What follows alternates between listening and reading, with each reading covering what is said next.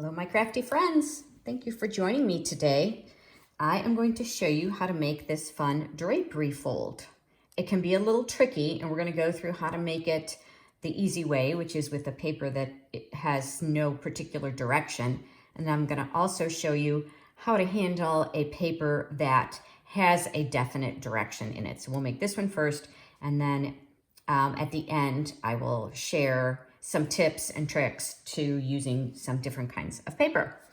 So thank you for joining me. My name is Linda Edwards. I'm with Crafty Here in Designs, and I'm an independent Stampin' Up! Demonstrator. Here are the measurements for the card we're going to make today, along with some of my contact information. If you do not have a demonstrator that you are currently working with, I'd love to help you with your crafting journey. If you are a demonstrator joining me, I'm happy to inspire you. Thank you again for coming. I do really love Stampin' Up! And I love the products, and I love finding new and different fun ways to use their papers and their stamps. So today we're using the go-to greetings. As you can see, there's really not a lot as far as greetings go. It's all really about this fun fold. And then I'll show you how to make the envelope, and we'll do a little inside as well. So let's get started. I'm going to put this aside and bring in the paper. So we are going to start with a card base. It's your basic card base, half of a sheet of cardstock. And this one is Old Olive, and it is cut at 8.5 by 5.5 and scored at 4 1/4. And I don't know why that there's another piece there. Sorry about that, but there is just the one piece of Old Olive. Oh my goodness, it's been a crazy week. Okay, and then 2 pieces of basic white. They're cut at 5 1/4 by 4, and that's going to be a layering piece. And then another piece of Petal Pink, and it is cut at 5 3/8 by 4 1/8. And as you can see, it's going to layer like that. And then some Designer Series paper. I'm using the Design a Daydream Designer Series paper. It's actually available as a host paper in the current Stampin' Up! Catalog, which is the 2022-2023 catalog. We are have a few more weeks to be able to order from that catalog. And this paper is really, really a pretty one. First of all, there's a piece that's cut at 10 inch by 4 3/4, and I've actually already cut the other part of it off for this card. And I'll show you, I've got a template to show you how that's gonna work. But you need a piece of Designer Series paper that is 10 inches by 4 3/4. And then you need a coordinating piece, which is 4 by 4, excuse my mistake here, 4 by 4. And then I used just a small piece from the original, and this is 5 1/4 by 3/4. And then for the envelope, another coordinating piece of paper. You can see this is the back of that paper, and this is cut at 6 inches by 2 1/4 inches, and that's going to be going on the flap of the envelope. So if you want to take a quick picture of this, go ahead. I will also have all this information with the correct information. Let me do that. In the notes from the video. So down below, whether you're watching me on Facebook or on YouTube, I will have all this information, including the pieces that I'm using here today. So the Charming Sentiments is actually for the inside. I'm using the Wishing You Everything Wonderful. The white frayed ribbon is the ribbon that I used. And then we're going to be using Old Olive ink. So let's set this aside and let's go ahead and get started. So I think the first thing I always like to do is my stamping, and we're going to stamp on the white paper, and we're going to stamp on the inside and on the outside. And the reason I like to start with the stamping is because, you know, if I mess up, then I have an opportunity to turn the paper over and just start again. So let's bring in, I am going to bring in a piece of scrap paper. I just want these lines, because I'm going to show you a little trick with the cling stamps. They're wonderful because they give you a really nice crisp image, but sometimes you don't know if they're going to be straight because you can't see through them. So what I always like to do is I have a piece of lined paper, graph paper, whatever you have, And I'm watching that. I'm gonna try and see how straight this is. So I'm looking through it and lining up with the lines, and it looks like it's nice and straight. And so what I'm looking for is it true, the stamp on the outside with the stamp on the, you know, it's the actual stamp with the image there. And it does look like it's true. So that makes me happy. So I'm gonna bring in my first, this is the outside, and I'm gonna stamp it way at the top. Now, if you'd like to, what you can do is bring this piece in, because it is gonna go over there, to give you a guideline. This is that 4x4 piece, and it is gonna layer here. I don't wanna attach it yet, but I can certainly lay it there so that I know how much room I have for this sentiment. And I love this Go-To Greetings stamp set because it's got happy birthday in 3 different sizes and fonts. All right, so let's see if I can get it straight here. Sometimes looking through the camera is a little tricky. Perfect. All right, I'm happy with that. And as I said, I wanted it to be high enough so that I have room for the rest of the card. Now for the inside, I'm gonna bring this small piece. This is gonna go here. And this one is photopolymer, so I will bring in the Stampin' Pierce matte. And again, I'm just really lining this up just visually so that I know where this is going to go, because I don't really want it, I want it centered in the white space. So, I just got ink on my finger, and you know what that means. It's gonna end up all over the card. Okay, and this is wishing you everything wonderful, and I'm just kind of centering it. There we go. Here we go. Okay, that's it. That's all the stamping that we have for this card. So I'm going to close up my ink pad and put it away so that I don't end up getting ink all over everything. So let's go ahead and layer all of these pieces together so that they are ready to go in the card. My glue is not cooperating this morning.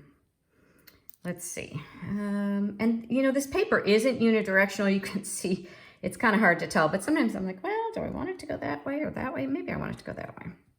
And I'm just gonna put it all the way on the side of this piece of white. So there you go. That's the inside of the card. So I'm gonna set that aside.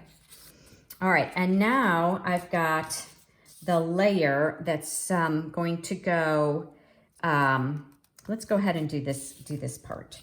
So I'm going to attach this layer to the white. Again, remember these were 2 same size pieces of white paper. We actually made this card in my card class. And sometimes when you're in a class, it can be when they're 2 pieces of paper, the white paper are close, but it's not exact. It can be really tricky. So I try to design the cards to make them kind of user-friendly. So it's a little bit easier to attach. All right, so this is gonna go on here. So I'm gonna go ahead and attach this now, but we are not attaching it to the card base because we want our ribbon to go around this layer. And then of course we have our little drapery fold that we're going to use, attach as well. But for now, I can go ahead and attach this white layer to the Petal Pink. There we go, like that. All right, move that aside. So this is the piece that I had, move that over. And I'm gonna show you, here's a template so that you can see how I got this piece, right? So this was originally 10.5 by 4 3/4, and I've already cut it in half. And here is the template. I'm gonna let it there so you can take a picture of it if you want to. If you wanna see how to do it. I'm gonna, at the end of this video, I'm gonna actually cut some designer series paper that's unidirectional to show you exactly what to do. But I made this template the first thing you'll do is go down 3/4 of an inch on the right side, and you'll just make like a little mark. And then you measure up 3/4 of an inch. Just use a regular ruler, 3/4 of an inch on this side and make a mark. And then you're gonna cut on this diagonal line. So that's the first thing you do. So cut 4 by 4 3/4, cut on the diagonal 3/4 of an inch from the ends. And after each piece is cut, you'll end up with one piece like this, and the other piece is here. And I've already used the one piece on the original card, so now we're gonna use this second piece on this card. And then I scored it already, and it is scored at 2 inches, 3 inches, 5 inches, 6 inches, 8 inches, and 9 inches. So that's how I got my drapery fold. And again, if you just stick around till the end, I will show you, I will actually do that on camera. And so now I am just folding this piece back and forth. It's just like a Z fold, folding it back and forth.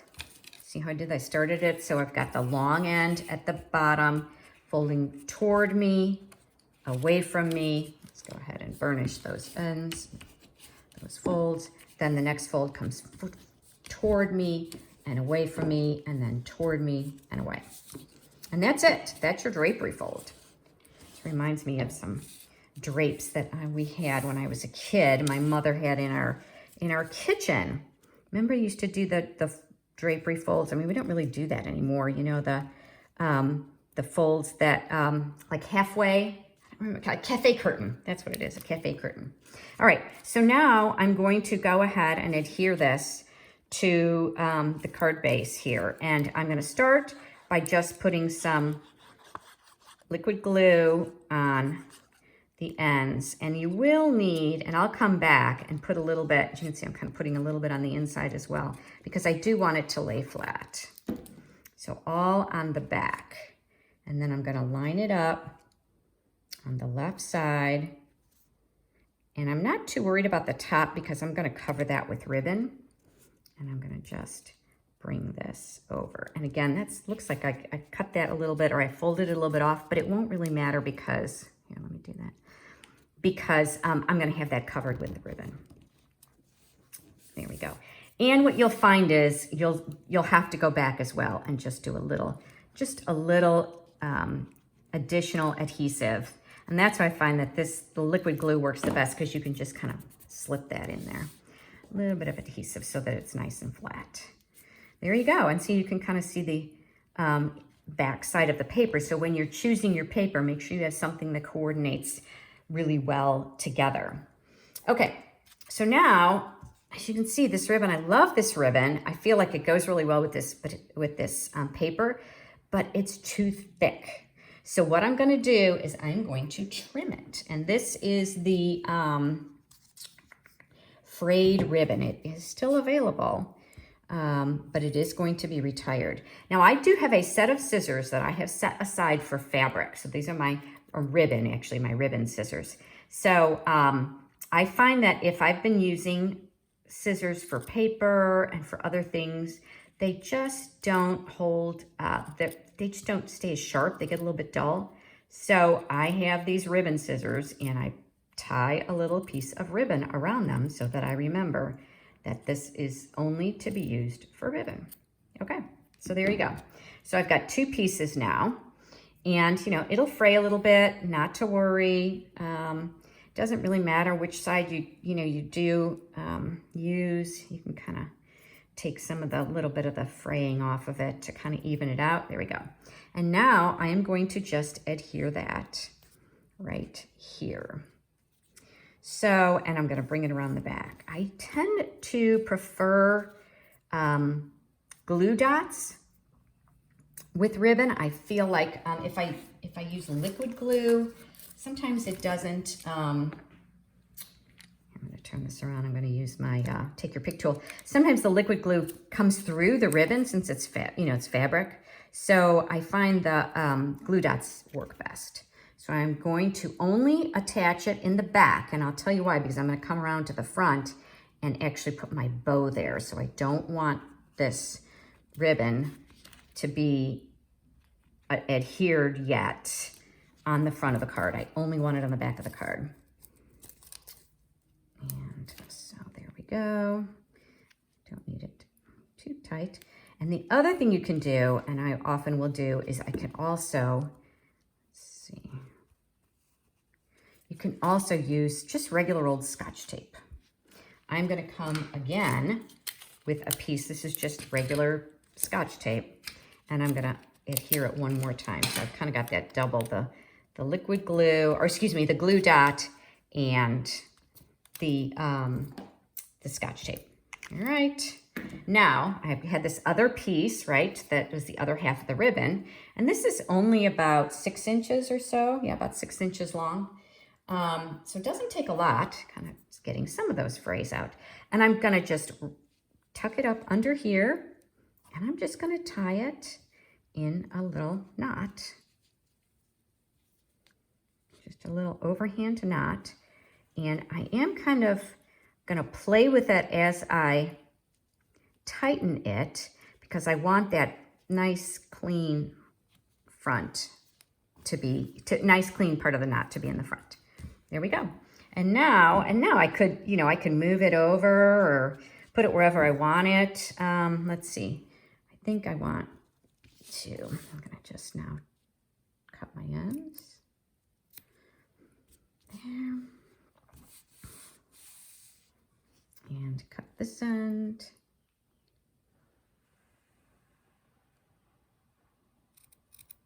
There we go. That's it. Isn't that cute? Now, if you find that it's wiggling around on you because it's loose, you could put another, I'll go ahead and show you. Just take another glue dot and slip it. If you've got some kind of a, like, take your pick tool or some other kind of tool, and just slip that under there, and then it'll stick. Isn't that pretty? Okay, so now all I need to do is assemble my card. I'm just gonna fold my card base in half and finish it. Go ahead and put the inside in first and use whatever adhesive that you are fond of. There are some price increases coming in the new Stampin' Up! Catalog. So if you are, and adhesive is one of the things that's going up. So I recommend that if you're placing an order, go ahead and add some of the liquid glue to your order. Get it while it's, before they kind of run out of stock and while it's still at the lower price. I think it's always a good idea to save money where we can. There we go. That's it. Very straightforward, right? So, oh, I didn't show you. Okay, let me just quickly show you how to put this piece on the envelope. And then we'll be done. And you could use either side. I just thought it was kind of, I don't know. Well, you know what? Last one I did the other side. So maybe this one I'll go ahead and do this side. And I like to adhere the adhesive on the flap of the envelope so that I make sure that I don't get it all over the place. And kind of just run it up to the fold and fold it over, make sure that it's pretty well lined up. And then I'm going to just take my scissors and trim around the envelope. So this is a nice way to use up your designer series paper. Don't save it, don't hoard it, use it. It's beautiful. You bought it because it's beautiful. Let other people enjoy it. You know, sometimes the papers are just so pretty that we hate to use them, but that's kind of silly, isn't it? I don't know why I feel that way sometimes, but I'm trying to get better. All right, so there we go. Cute, All right, so I promised you that I would go ahead and show you. This is a paper from, also from the annual catalog, also going to be retiring. And now I can't remember the name of the paper. It was the Rose set, Rose. I don't know. Anyway, so I'm bringing in my trimmer. I've already cut it at, I have to make sure I watch this, right? So it's 10 by 4 3/4. It's the same size. And you can see that it is unidirectional, right? If I had it this way, it would not work. Or I'd have to change the card itself. So the first thing I do with the paper is go ahead and make a mark from 3/4 of an inch from this top end here. I know it's kind of glaring, isn't it? Okay, so 3/4 of an inch, and this paper is a little tricky because it's dark, so it's going to be hard to see it. And then I'm going to come to the bottom here and do 3/4 of an inch from the bottom of this paper. All right, and then I'm going to bring in my trimmer, and I did the same thing with both papers. You're going to do the same way, whether it's unidirectional or multidirectional. You're going to do the same thing. And so I've got this 3/4 of an inch mark up here at the top, and then the other 3/4 of an inch, and I'm lining it up with the center of my trimmer, right? And I'm going to hold it down, and I can double check. Is it right in the center? I can adjust it if I moved it. And I've got the scoring blade and the trimming blade, and I'm going to take the trimming blade and I'm going to separate the two. So now I've got 2 pieces, and now I have to do my scoring. So I take the top piece, because I'm going to make this the same way I did this one. It's going to go like this, right? So that means that the 2-inch, the wider part of the fold, is going to be on the left. So I'm going to go ahead and bring this in. I've got my cutting blade is out of the way. So I'm going to bring this in, and I'm going to score it at 2 inches. Now with your trimmer, you have to be a little bit careful not to push too hard with designer series paper. When I'm scoring cardstock, I like it to be really firm, but you don't want to go through the designer series paper. So a couple of times I'm not really pressing too hard. So I've got it at 2 and at 3. And then the next score line is at 5. So I slide it over to the 5-inch mark. You might wonder, what the heck is this? I covered up the centimeters just because sometimes people were a little confused if they weren't familiar with the Stampin' Trimmer.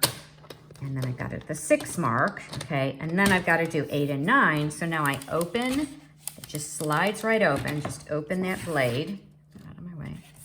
Bring it over to the 8-inch mark. See that there. Score again.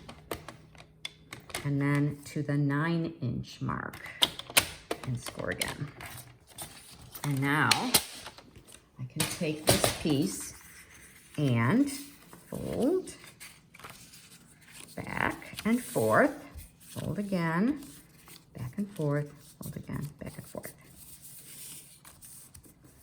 And there you go. I can go ahead and use that and make another card just like the first one. So now I want to show you what would happen. So this is the other piece. So I would have to, I really don't feel like I can do anything with this piece. I'll show you what happened here. This is another one that I made. Same concept. I'll bring them side by side. But you can see that I've got it the other way. Both work very well. What happened here was, when I made my 3/4 of an inch mark, I wasn't really paying attention, and I did 3/4 of an inch down on this side and 3/4 of an inch on this side. So what happened was my paper ended up, my wider part, because of the way the paper was because it's unidirectional, ended up on this side. So that was not a big deal. I could salvage that. I just did it this way as opposed to this way. I wanted to show you that. So if you don't do it, either way, this is what you're going to get. Not a big deal. But with the other paper,